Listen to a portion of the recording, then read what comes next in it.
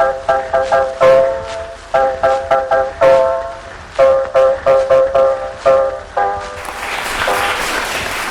thought I would start this evening before we look at the pictures, although let me give you one picture to look at.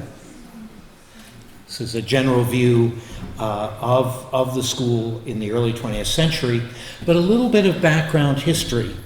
In 1875, what is now known as Stevens Commons was described in the following words: "The Maine Industrial School for Girls is designed as a refuge for girls between the ages of 7 and 15 who by force of circumstances or associations are in manifest danger of becoming outcasts of society.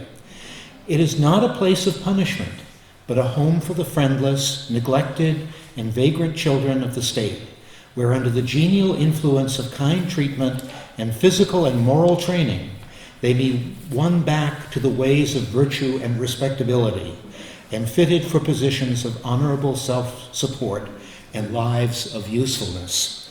There's a good Victorian bit of verbiage for you. But I think the intentions are very good.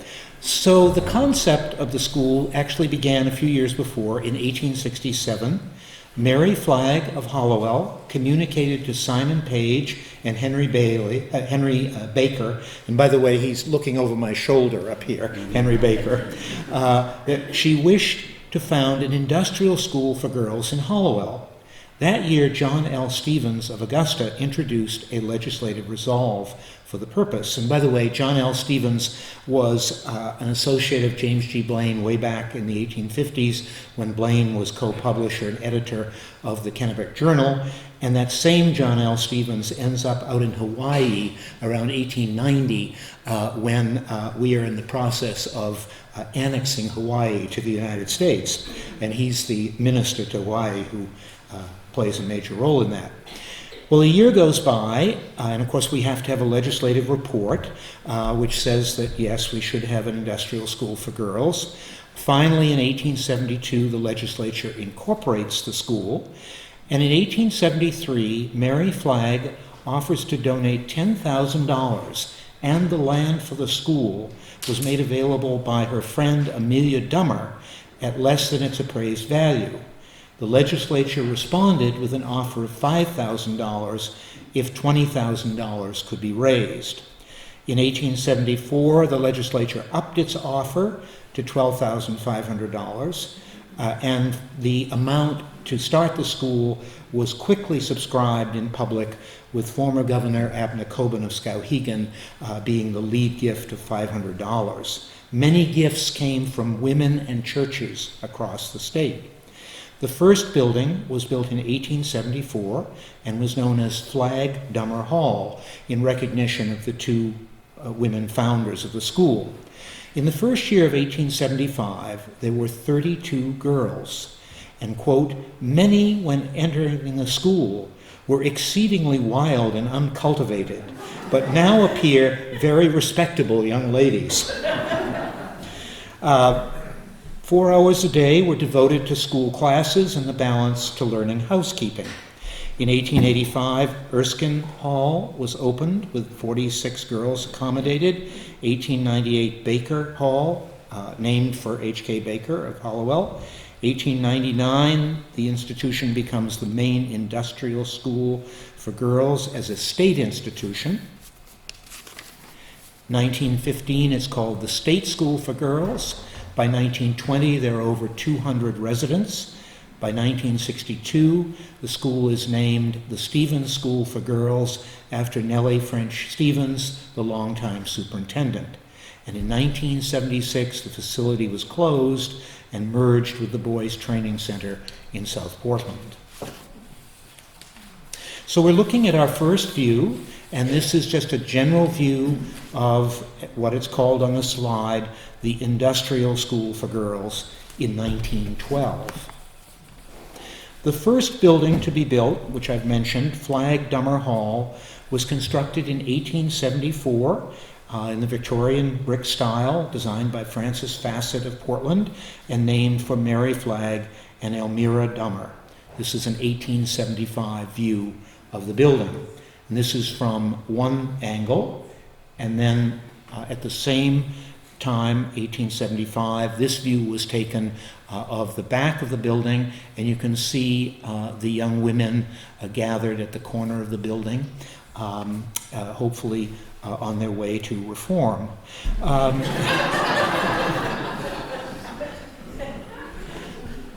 And here we have a view of Flagg Dummer Hall in 1895.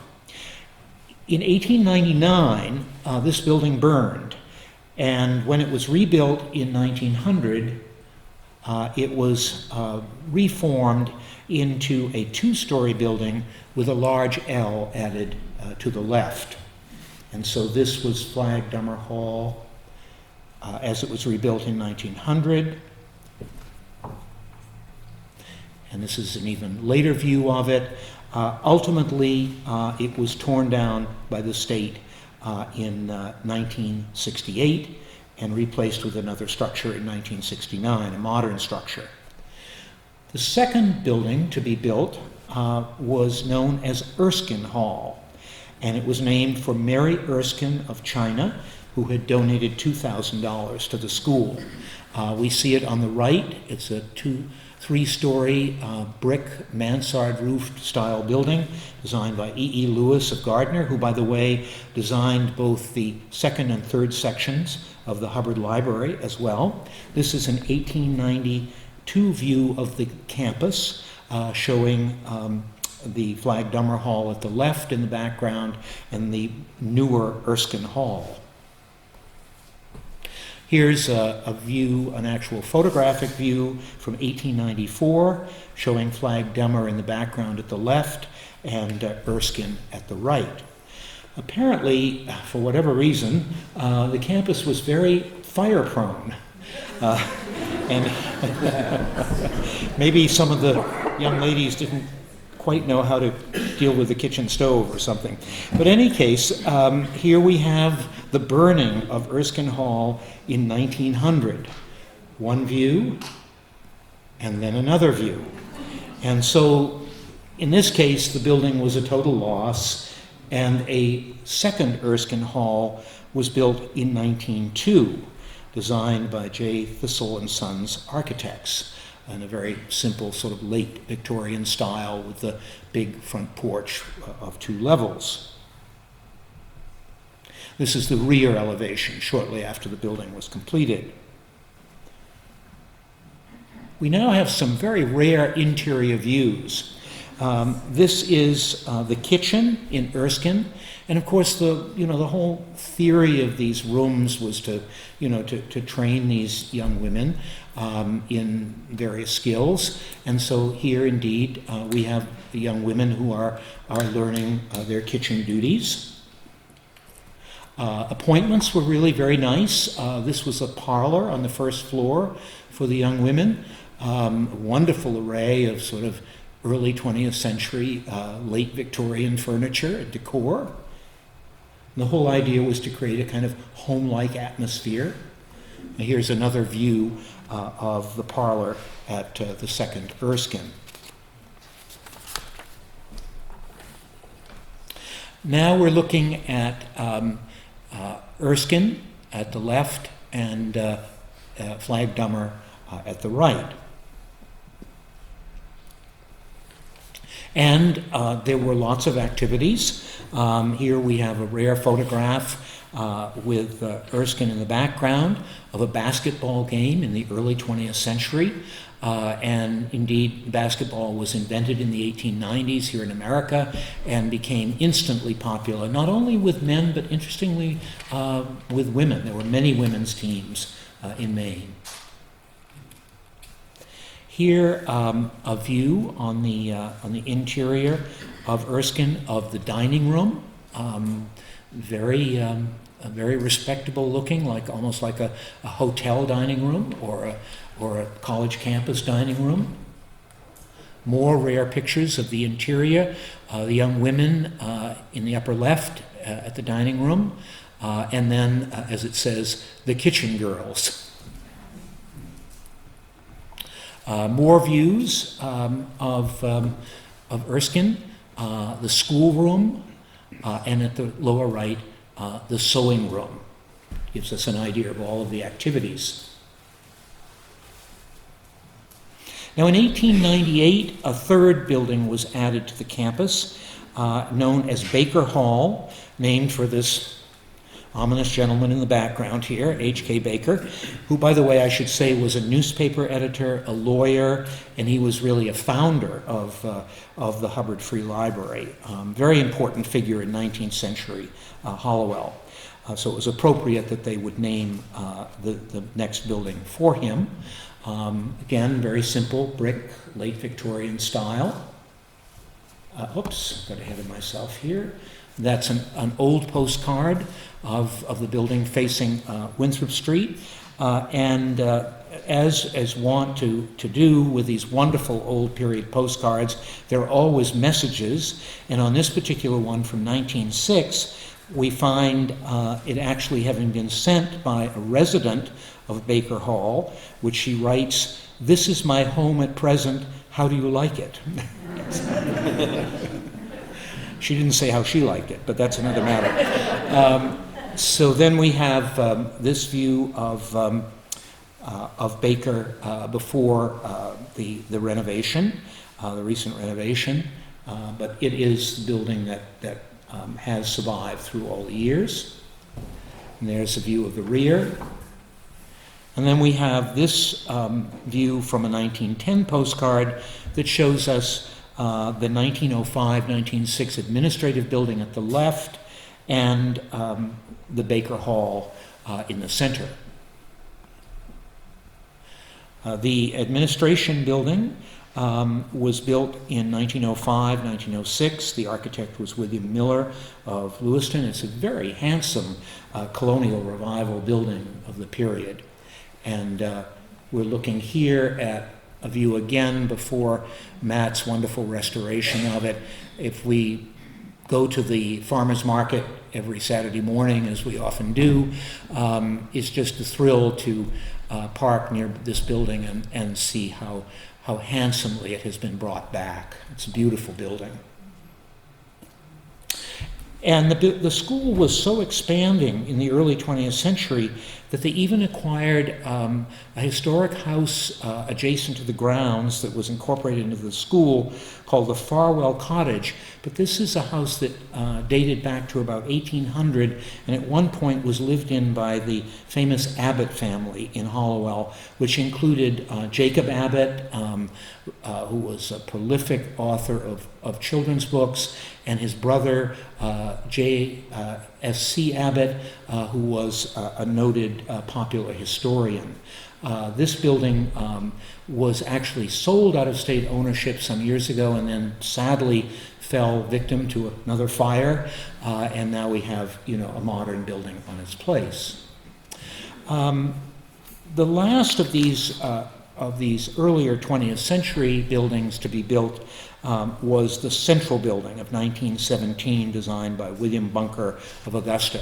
A very substantial Georgian Revival building, very handsome in this early photograph shortly after it was completed in 1917.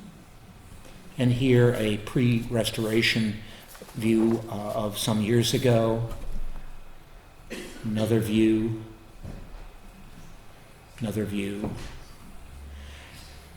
And the final really major substantial building, there were a few buildings done in the 60s, but the really major substantial building to be added to the campus was known as the infirmary.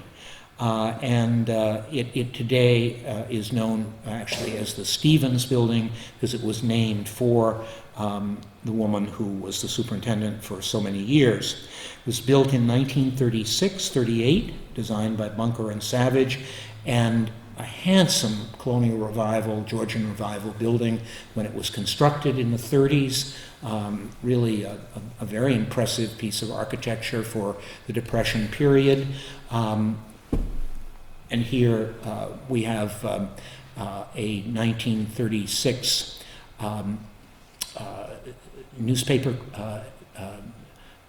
photograph that shows above an aerial view of the campus as it was in 1936, and then below is the architect's rendering envisioning what this new building will be like. And this is a view again, pre-recent renovation,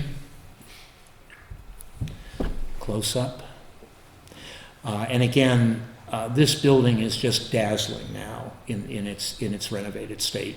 It's a really handsome building, of course, used for dormitories for UMA. There was kind of a bit of a slip down the hill in architectural design between 1935 and 1967. We won't give you glowing reports of this building. This was a new dormitory from '67, and a similar building replaced Flagg Dummer in '69. Probably the less said, the better. And then we'll move on to our conclusion with these three very interesting maps that show the school in different periods. This is a blueprint study for the arrangement of drives and plantings done by Steffield Arnold, who was a landscape architect from Boston in 1907, shows the existing buildings, the drives, the plantings, and so on. And just the very fact that in this early 20th century period, the state was acquiring the services of a professional landscape architect, it showed how in that early period, the late 19th or early 20th century, what pride there was, not only in the design and the construction of these buildings, in the purpose of the institution, but also even to the point where you would have professional landscaping for the grounds. It was really the whole goal of sort of creating a very humane and beautiful campus atmosphere. This is a 1925 Sanborn insurance map that shows the existing buildings. And finally, in 2003, the complex went on the National Register of Historic Places as an historic district, and this is the official National Register map for the property. So just to quickly summarize, I think that this complex of buildings and its site really have a rich and unique history, not only for Hallowell, but for the entire state of Maine. The whole idea of the Stevens School was very much part of the 19th century reform movements, where issues such as mental health, humane treatment of boys and girls, education, a whole variety, mental health, a whole variety of issues were addressed by our past generations, and we now inherit that responsibility and that mantle for social service. And this campus was very much a part of that impulse. And now we are so grateful that major elements of it have not only been preserved, but have been so beautifully brought back to be enjoyed by both the people who live and work there, but also by the general public, and particularly we who have the privilege of being Hallowell residents. Thank you.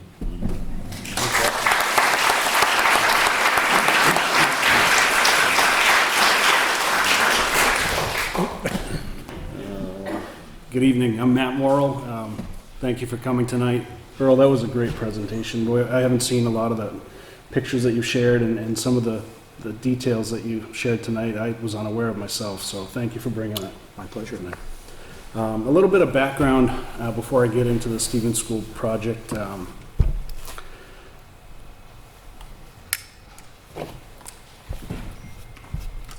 I first worked in the engineering field. I got out of college, came back to Maine, and thought I'd start my career in the engineering field. Architecture, I was always in love with architecture. I built a handful of rustic sheds and greenhouses with my dad throughout the years, and for some reason it caught my eye and my attention. From that, my wife and I started Grandview Builders about 20 years ago, and we specialized in building custom homes and barns and some commercial buildings throughout New England. We bought a piece of property in Hallowell and decided to do a residential neighborhood up there and called it Hallowell Overlook. It was a successful project. There's some beautiful homes up there. It's in a great location with nice views. And we thought, well, it's going well. Why don't we look at expanding this? So we walked through the woods and found this stunning field out in the middle of nowhere and had this nice little frog pond in it, and thought, I'd like to expand a little bit. Let's approach the state and see if they'll just sell us the field. So we went to the state, and they said, well, it's actually up for bid. We're selling the whole property. If you'd like to put a bid in, you're welcome, and there's this RFP process that you'll have to go through. And we did that, and thought, all right, well, let's give it a shot. Maybe we'll get the field and all will be well. And come to find out, you know, after 3 or 4 months of the bid process, we're the only one to submit a bid. And they said, guess what, Matt? You've won the bid. Congratulations, it's yours. And I said, holy crap. What the hell was I thinking? Stevens School, I walk on the campus, the place is overgrown, it's all boarded up, there's a hayfield in the middle. This is one of my favorite pictures here that says no parking on the grass, but it's actually a hayfield. So the Hollowell Annex, as it was known, or Stevens School, was, if you look past the mess and you look past the boards and the overgrown grass and the weeds, it was a really nice piece of architecture. There was amazing buildings that were just not taken care of. They fell into a state of disrepair, and you know, unfortunately, you know, the state let them go that far, but fortunately for all of us here, they did that as well, and wouldn't be here today if that wasn't the case. When we got the property, our motto was Stevens Commons. We named it Stevens Commons because we wanted to get away from the negative connotation of the school. There was some bad rapport. You know, people thought it was a school for punishment, which it wasn't. There was some real negative kind of thing looming over the top of us. We wanted to change the name but still pay homage to Stevens and Nellie Stevens. So we named it Stevens Commons, and we were cultivating community through conservation, restoration, and partnership. When we bought into the campus, the first thing we did was we went down to the city and we said, this is a big nut. This is too much for one person to handle, and we've got to come up with a way to break it down into pieces. And if the city's is willing to partner with us on this project, then we're willing to do a great deal of it. The initial conversation with the city manager at the time was Stefan Pekulski. He was a great gentleman, and Maureen O'Coin was there as well. And we said, we're willing to revitalize this campus, we're willing to fix up all these buildings, but the city has to have some skin in the game as well. And if you're willing to invest in the roads and the infrastructure, we'll take on all the buildings, we'll fill them, and it'll be a positive thing for the community. They said, okay, well, we can consider that. There's going to be a process that we've got to go through, and the first step was the master plan. We want you to come up with a general idea for the whole campus, 54 acres. What do you think? So again, I said, oh my God, I mean, how does anybody do that in, you know, just a few months, envision 54 acres and what each building could be, and potential uses and traffic patterns and utilities? But we gave it a shot, and remarkably, there's a lot of resemblance to the original master plan to what's built today. A lot of the uses that we projected are there. A lot of the residential pieces, the senior housing, the art spaces, the student housing, it's all there. So once we got through the master plan process, the city said, how are we going to do this? How are we going to fund? How are we going to join in this partnership and fund part of these things for the roads and infrastructure? And we formed a public-private partnership. And the key component to a public-private partnership is each side has to do what they say they're going to do. And I'm fortunate to say that the city absolutely did their part, and I can honestly sit here in front of you and say I did everything I could to do my part. But we had to get out there, and then we had to convince the public this was a good idea. So they put out a bond initiative to fund the road and infrastructure, and that caused some havoc throughout the town. There was a few trying months. There was some nasty letters that were sent out. There were mailers saying don't do this. There was a no on bond initiative. There was a yes on bond initiative, and it was a pretty heated thing in the city of Hollowell. But yes came out on top and took the vote, and the roads and infrastructure were funded by the city.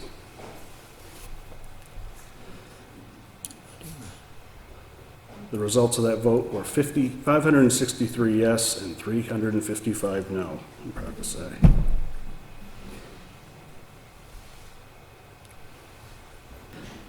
With the private partnership, we also donated 8 acres of conservation land, which were actually the 8 acres of field that initially caught our interest. It's going to be a residential subdivision, but now it's a beautiful field and it's got a nice little frog pond that they'd recently called Pollywog Pond. It provides public access to the Howard Hill Preservation, 165 acre preservation back there. Previously, Hollowell didn't have public access to that, and now they do. Another current topic was the fire station, the fire department. What was the fire department going to do? They were talking about building a new station. They were talking about closing the fire department. And out of nowhere, an anonymous donor came forward and says, I'll donate $1 million to a new fire station if it's sited at Stevens Commons.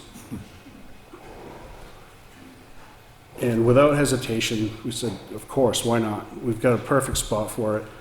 We let the firemen come up and say, take your pick, and they landed on the Farwell building. It's a little building, at the white building at the right. It was right on Winthrop Street.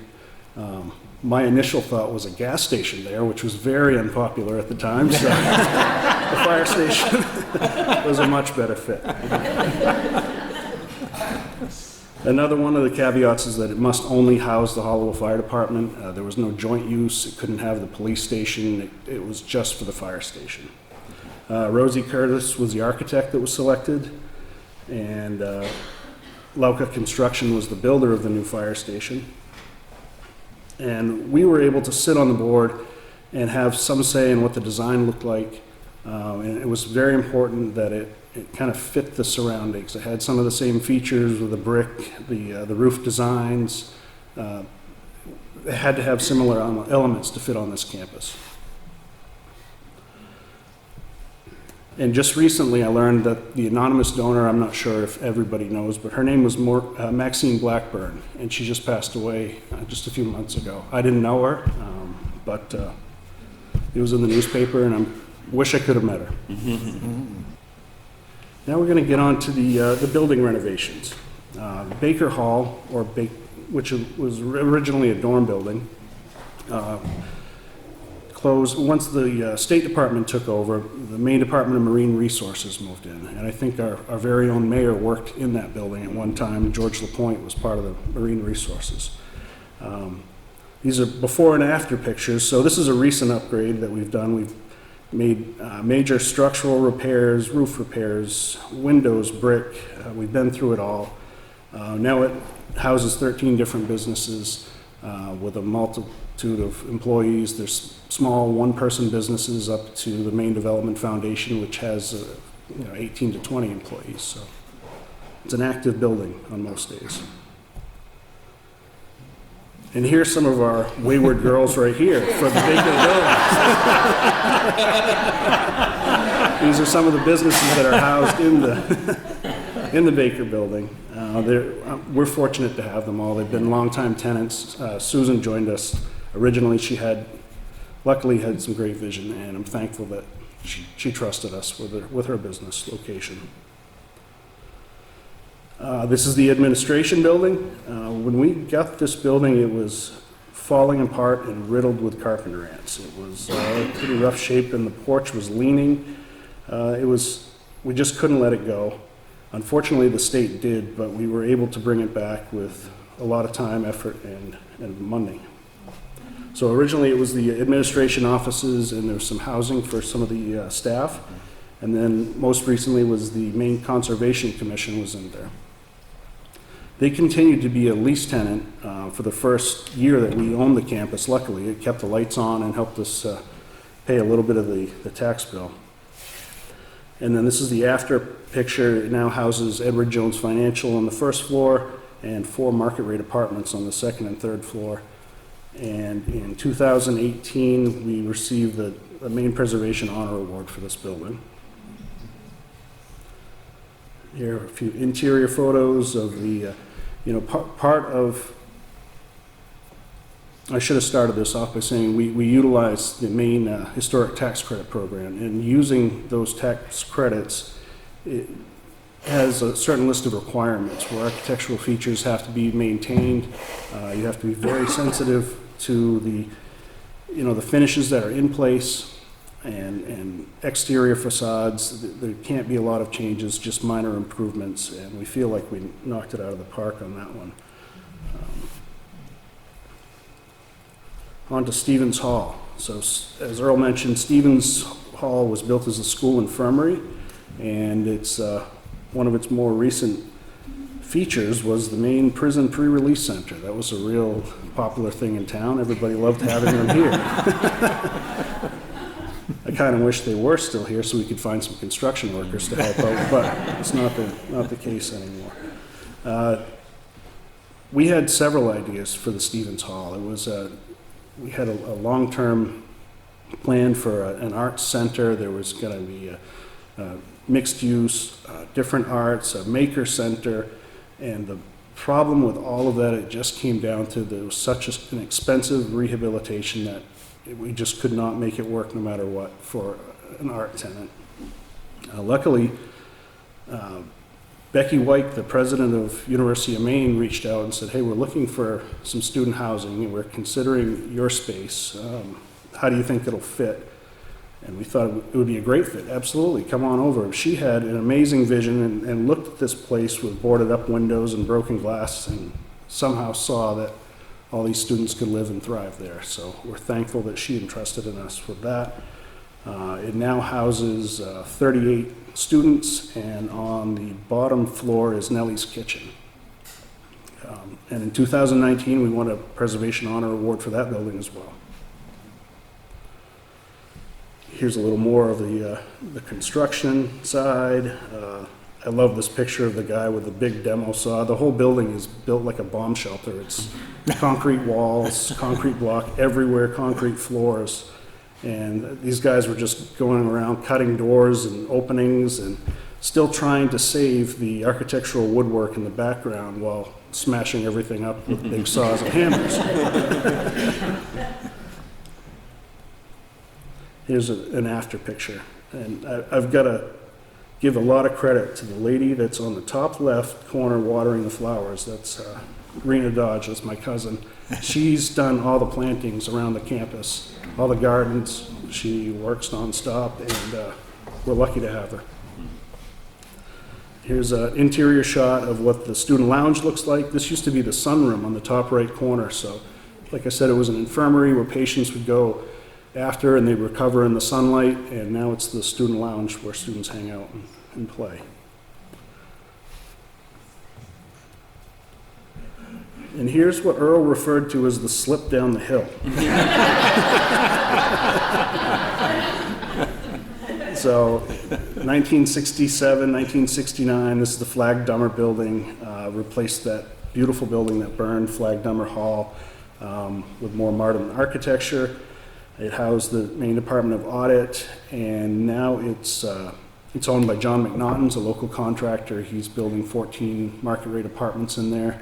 I think he has about half of the building completed at this point, and it's occupied on each wing. Central Hall, or now known as Central Commons, was it was originally a classroom building. I mean, it had a beautiful auditorium up on the third floor with vaulted ceilings. There was a stage at one point. It then became cold storage, and now it's an affordable senior housing for 29 apartments. We worked together with CHOM, or Community Housing of Maine, to develop this project. One of the stipulations from the city was, if we're going to invest in the roads and infrastructure there, is we want you to we're requiring you to provide some form of affordable housing there. And so we reached out to Community Housing Maine, that's their specialty, and they said it would be an absolutely wonderful fit for senior housing, and we really feel like it is now. And from their renovations, they also won a Maine Preservation Honor Award in 2019. Another slip in time was Cleveland Hall.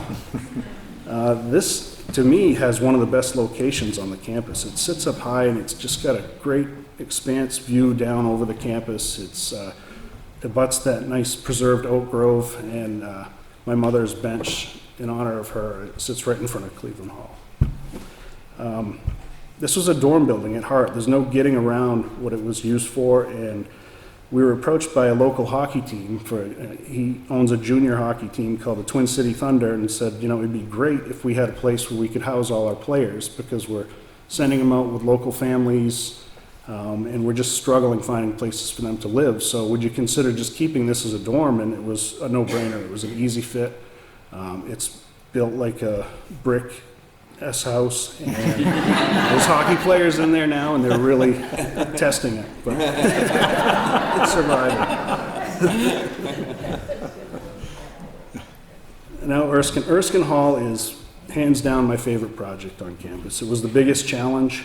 The state had this on the list to be raised before I bought the campus. They were ready to take a bulldozer to it because they thought it detracted buyers from even considering buying this property.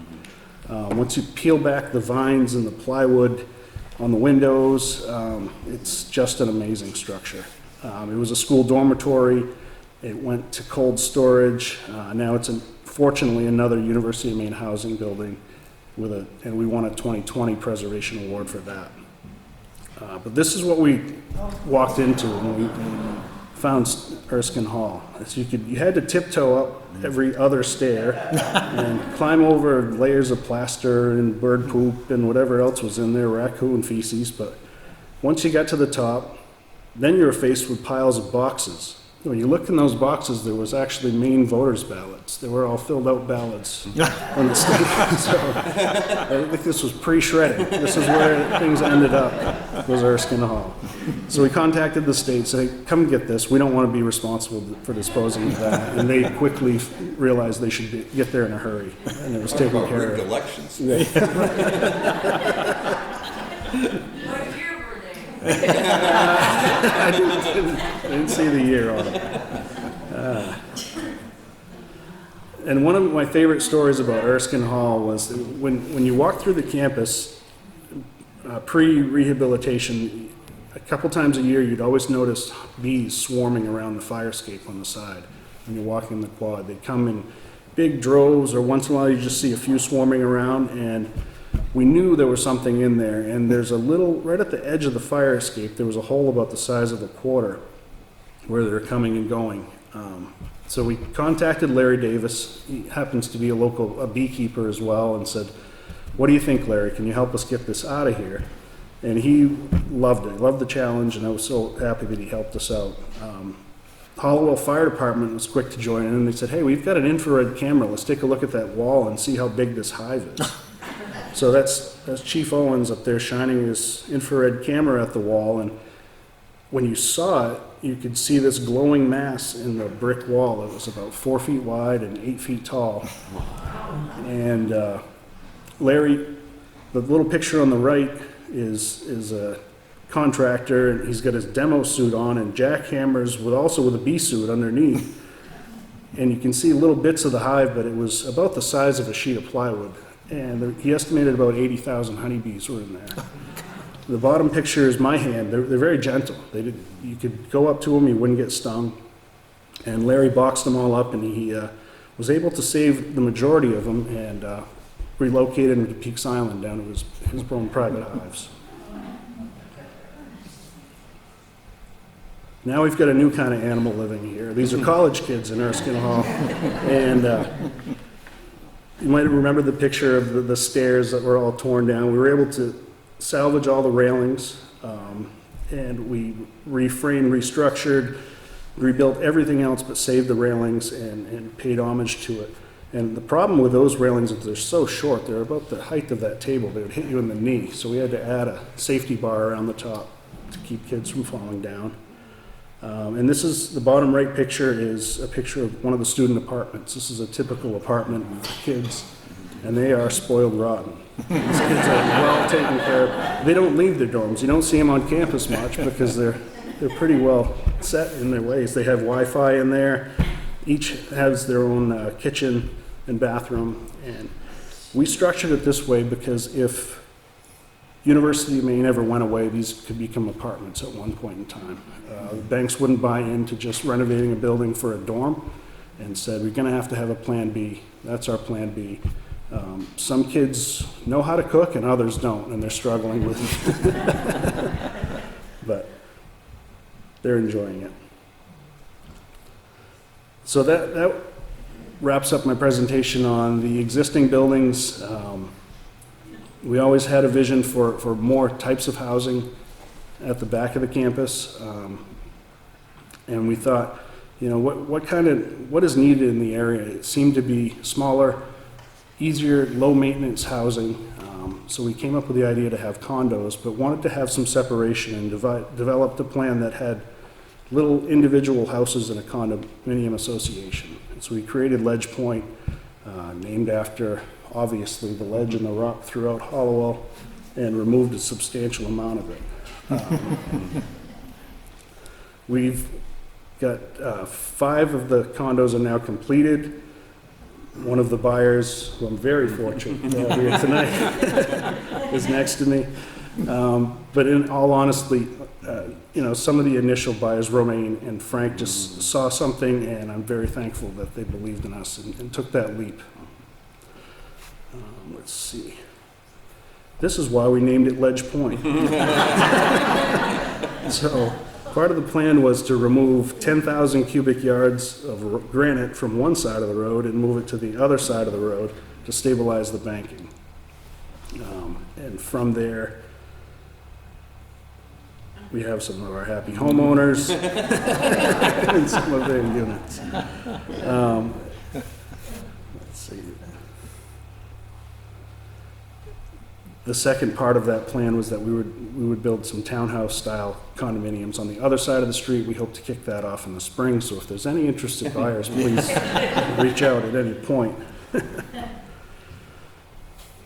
And here's a picture of the development plan as it sits today, which again strikingly resembles what the conceptual master plan saw back in 2016.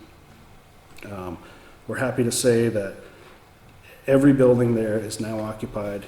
It's either owned or leased, but there is a user and a tenant in there. We still have 2 development sites that are open for other uses and possible residential phases down the road. So the conservation area that was out back, the 8 acres of conservation land, was named the FEL Berry Conservation Area. This provided the public access to Howard Hill. We dedicated a little trail kiosk. There's people enjoying the field and the snowshoes and the skiing and the Hubbard Story walking trail. We host a slew of community events. The farmers market has been a big hit, and we're so happy they're there every Saturday. I hope you guys continue to check them out. We started off the stone sculpting with John Duty, was a sculptor in residence, and he started off with a sturgeon sculpture that's now down by Waterfront Park. And that led into the Granite Symposium, which was a 10-day event of 6 stone cutters that came there and carved their masterpieces on the lawn. It was awesome. We've had food trucks. I know my kid really loved the food trucks. He was there on his coffee break, his lunch break, and his afternoon break. He was there. So. We have some other events there. The Ritual Market is new to the area. That one of our tenants does a craft fair out there every month or so, and that's been a big hit.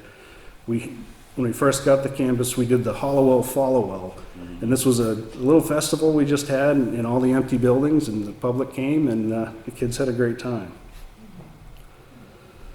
So this is the Stevens Commons, what the hell was I thinking picture right here. So we're very happy and proud. But I joke about this. My wife calls the purchase of Stevens School, my midlife crisis. I turned 40, bought a school for bad girls, but in all actuality and honestly, it's something I'm the most proud of besides my family. This is one of our biggest accomplishments, and couldn't have done that without the help of the public, my family, the community, and just everybody that entrusted on it. So thank you very much for that.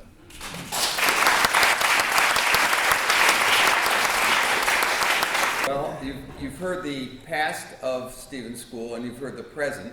Now it's a school for bad developers. My role is briefer than the other two presentations. It's on the future of Stevens School, and it's entirely speculative and not fact-based, which I specialize in this kind of presentation. So this is going to be a hill report, obviously. Now, Matt, I was thinking we had 4 sites for development here. We had the one down by Pleasant Street. There's a site that's between the Commons and the Condominium Association for sale. There's another site up by the fire station. Yes. And then, is this the site you originally, I thought this was the one you originally looked at, up by Howard Hill? This is on the other side of the Pollywog Pond. Yes, So yes, this would other come side, out from yes, Overlook right. Drive. And that was part of what you originally looked at. Yeah, okay. So those are the majority of the development is taken place already. So the future is extremely brief that we have to talk about. But I just wanted to look back, and I think Matt's talked about it. I was involved in the 2010 comprehensive plan with the city, and I remember when Matt was looking at this building, I'm thinking, this is a wreck. It's all going to be torn down. It's all fallen to pieces and everything. And it was on the most endangered property list of the Maine preservation. It was featured every year. And as Matt has already said, it's now won several Maine preservation awards over the last few years. They constantly come back and look at it. It's been a terrific experience. And it's also been good for us as well, for the city of Hallowell. Part of that plan was figuring out what to do, how to zone this area. We identified in the plan 14 different goals that we had for the rezoning project, and looking over them now, they've really, they were historic, environmental, land use, all those kinds of things, and they've all been pretty much met in that period of time. Mixed uses, street and sidewalk networks, public sewer and water, compatible, a range of owner and renter housing at different prices, mix of uses, retaining open space, solving the runoff problems, access to trails, city facilities, and so forth. So it's really been a remarkable success story. And part of our plan was also creating this mixed-use district, which drove Matt nuts. So we're happy to do that. But enough of the self-congratulations. Now, getting back to the topic, we got these 4 sites. I want to think about them in a way of thinking more broadly about what's going on in Winthrop Street, what's going on this side of town over the last 25 years. And if you look at the area, now I'm going to do a thing here, the laser pointer. Winthrop Street, if you start down here at the base of Winthrop Street, we've had, in the last 50 years, we've had the Kennebec Rail Trail start, which goes up to Augusta in one direction, goes down to Gardner in the other direction, and eventually, this year it's under planning processes underway to look at extending it all the way down to Thompson. We have the park down there, the Granite City Park, which is also a core thing for Winthrop Street at the base. So then you come up and there's a park where the old elementary school used to be. You come up and here we have Stevens Commons in development. We have the Howard Hill project in development, the fire station. We have Overlook, Matt's development. Across the street, the elementary school has moved up the street now. It's up at the top of the hill. We have Blue Marble and the PUC office buildings here. You cross over, there's Woodlands Senior Housing, and you have Cohen, the Senior Community Center, and you have the Res. There's a new Jamie Pond land use, what do you call that? Land for Maine's Future project, and there's trails that go all the way through to Manchester there as well. So you can see that Winthrop Street and the ice vault is also up there, another recreational facility. So there's been a street that was once, and I didn't get Earle to get me all the pictures, but once a stately residential street with large houses and this one Stevens School project in the middle of it, now is a street that has a lot of vital things in terms of Hollowell development, and Stevens School is right in the hub of that activity. I looked at there's a new comprehensive plan this year that's coming out. It's just been approved by the city council, I believe. And I looked in terms of future uses what the comprehensive plan is looking at. And they're more or less saying similar uses in the future planned as exist right now. They have your Stevens School, a mixed use area, and these are residential areas around it. And this is your Witten Road commercial area, and there's the res and rural farming and residential and so forth. So there's no changes proposed in that direction. So the question is, what is the future potential for the Stevens School? What kinds of roles could this commons have? And I'm just going to throw out some very speculative ideas just to generate some discussion, and we're going to have a little discussion after we have a special appeal in a minute from Elaine. But let me start with the trails. Again, we are in this place that if you go north on here, you're running through the Howard Hill project, gets all the way to Augusta, and not far from that, across the Western Avenue, you get to the airport, and there's another trail system that runs all the way to the University of Maine at Augusta. So there's a potential here for a trail connecting the dorms to UMA where kids could get on their bicycles and ride. If we could figure out how to cross Western Avenue piece of that. But that's part of that's what trail people have to do as a challenge.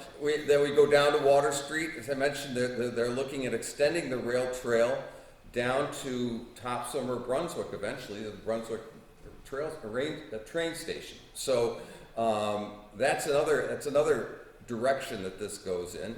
There's the other direction of trails which goes up through the Res and through the Jamie Pond project, and they extend up to Manchester and into the lakes area in that direction. So I think one of the challenges in our generation has been creating trails, and we started with the Kennebec River Rail Trail, and there are different ones that have gone in, like the Howard Hill. But I think in the next generation of trail development, it's going to be connecting trails. And making it possible for people to go longer distances. And I think that's an important thing. And in this case, Winthrop Street becomes a key corridor for connecting the rail trail downtown up to the Res to the Manchester area.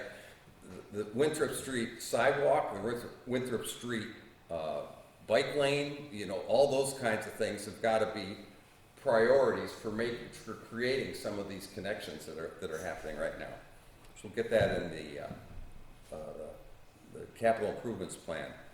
The second, another speculative idea here is expanding the UMA presence a little bit, thinking about what would be the next step beyond having dorms, and maybe there's classrooms, and the senior college could have classes going up there, or there might be a jazz performance area, that the music students are up there. Maybe they could have a place where they practice and people could see what they're doing, or there could be art exhibition space. Matt said he looked at the arts culture concept at an earlier phase, and maybe if this UMA relationship grows a little bit, these are some of the things that could be considered. Second town center, mini town center. This is Ken Young particularly likes this idea. Thinking about, we have the fire station, maybe the police station that's a possible location depending on how referendums go in the next few weeks. Another community center, a convenience store. I don't think anybody wants that gas station of Matt's up there, but we'll stick with convenience. One point. Another idea is just a model for zero carbon development. We have in our houses, Matt makes use of heat pumps and heavy insulation and all that other stuff. You know, maybe there's other things that can be done that makes that a model of climate change efficiency, that we have zero carbon, or replace the carbon that we exhale there up there. And the final thought is just that it's a mixed-use development that's been very successful. Maybe we should look at how do we recreate that in a zoning sense in other parts of town. And this is a picture of the Northern Gateway coming into the city from Augusta. It's an area, you know, that has a lot of underused warehouse space, and it has old used car lots and a lot of things that aren't going to be there very long. And maybe we should think creatively about that area instead of doing piece by piece, thinking of it in the way Matt's done, a master plan for that area that would create a mixed-use development with some apartments and houses and commercial space and so forth that would be a really attractive entry to the community and extend towards Augusta as well. There are other places in Hallowell and on the southern gateway side, there's other small areas where mixed-use concepts could come into play in the same way that combining elderly housing and student dorms and new housing and affordable housing and other kind of private housing and everything, it's been a very rich way, a rich kind of life, and I think that could be duplicated elsewhere in town.